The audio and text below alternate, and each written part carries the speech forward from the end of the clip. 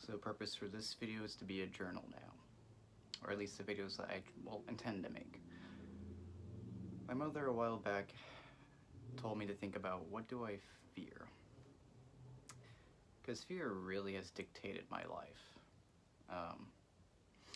And I would say what I'm afraid of the most is failure.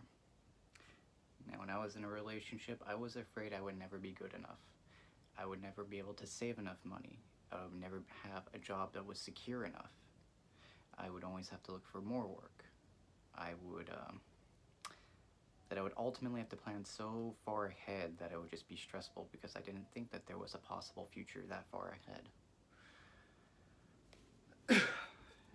And I don't know where this fear stems from. Maybe it stemmed from my late father always wanting me to succeed, do good in school. And I was afraid of bringing home F's. I was afraid of bringing home C's. I was afraid of bringing home anything below a B. But I don't know if that's where it stems from. I think ultimately, when my dad died, I realized that, I can't do anything about death. You can try to live forever, but would you really want to? But I think a good idea is to find something that outlives you. A story, a legacy that you can build that lives on. Our society is built on the backs of great minds, thinkers. These people have not been forgotten.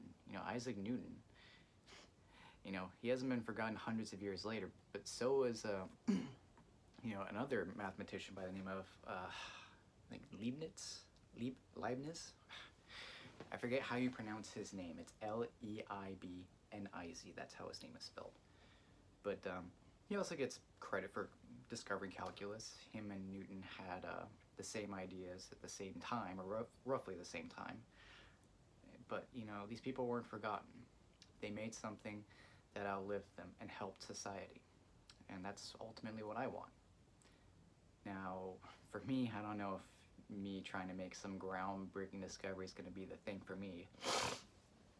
But ultimately, I figured out what I value the most. I value education. I value not what, our government and schools want you to think is an education, a strict set of rules, but, an education and the fact that you can learn and love learning something new, and you can build yourself from that.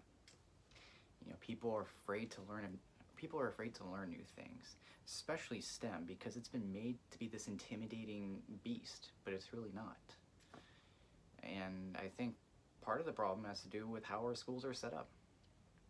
Now, I don't want to go into public schools right now because it is an absolute disaster, but I would like to tutor, and I would like to maybe one day go back for my advanced degree, to get, to maybe teach community college, university.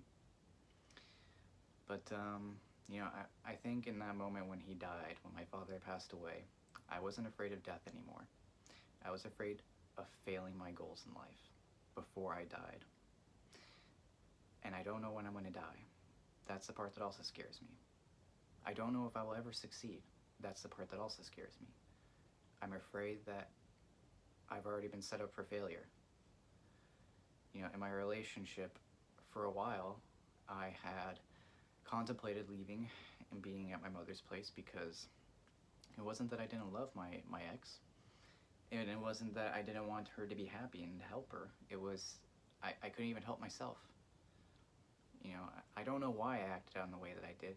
Call it self-destruction, call it my subconscious at play there, because I didn't fully think through the actions. I just reacted, but it was a way to get me to be alone. Because unfortunately, I never had time to process everything, My dad died while I was in school. I only took maybe a week or two off from work and school, and then I went back immediately. It wasn't even enough time. I didn't have time to just think about what the hell just happened. And also, to throw salt on top of the shit cake, apparently his ex-wife and his kids, his biological kids, tried to get the life insurance money from my mother. That part just blew my mind, made me so fucking angry. I mean, your own flesh and blood died, your father died, and that's what you thought about was the money. And I don't care if that goes out to them. I don't care if they see that part. That part disgusts me. To those people, you're dead to me. Don't contact me. I don't want to hear the reasons. You were in cahoots with your mother to do this. I mean, your own father died, and that was what you thought was best, to go after his, his widowed, would have been ex, but you decided to go after my mother for the insurance money. I don't even know how much it was. Granted, I got some of it, and I used it for school. The rest, grief spending, I guess you can say. And then his mother died, and that placed another strain on our household as well. And that I also had a hard time processing because I felt guilty about it. I felt guilty that I didn't try to help her because I saw the signs, but I never acted on them because she was a grown woman and I just left her to her own devices. And then job search didn't help as well. I thought I would have, at least some success in securing, a decent paying job, something that could at least keep the lights on, keep a roof over my head. But after 6 months, I had given up.